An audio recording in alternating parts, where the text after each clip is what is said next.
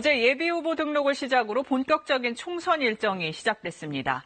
각 정당들은 다양한 분야의 인재를 영입하고 있죠. KBS는 현직 의원들은 물론 후보자들과 영입 인사들에 대한 검증 작업을 시작합니다.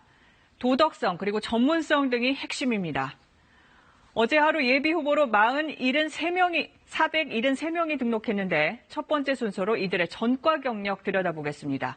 물론 전과자도 존중받아야 하고 출마 권리가 있습니다만 이렇게 보도를 하는 건 유권자들에게 정치적 선택을 위한 정보를 드리는 게 언론의 책무이기 때문입니다. 이 종합적인 전과 정보는 KBS 뉴스 홈페이지와 모바일 등에서 확인하실 수 있는데요. 석혜원 기자가 자세히 설명드립니다.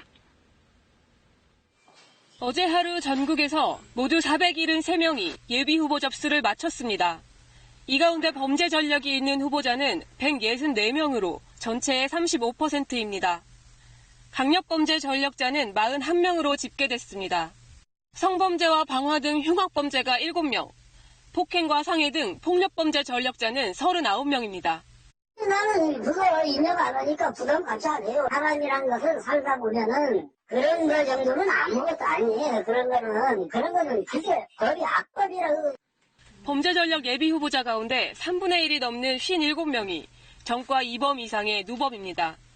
충남 지역 한 후보자는 음주운전과 공동 주거 침입 등 총 9건의 범죄 전력을 신고해 가장 많은 전과를 보유했습니다.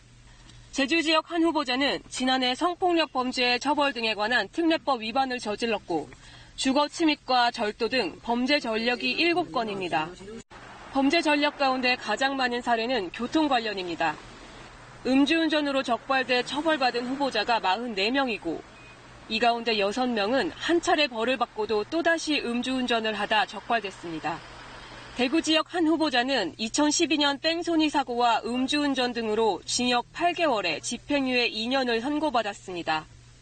KBS가 국회의원 예비 후보자의 범죄 전력을 보도하는 이유는 유권자들의 선택을 돕기 위해서입니다. 예비 후보자의 공무단임권을 침해하는 측면은 있을 수 있는데 후보에 대한 모든 정보를 알게 함으로써 올바른 선택, 바람직한 선택을 하는데 더 큰 기여를 할 수 있기 때문에 예비 후보자들의 범죄 전력은 휴대폰과 PC 등을 통해 KBS 뉴스 홈페이지에서 내년 3월 25일까지 조회할 수 있습니다. KBS 뉴스 석혜원입니다.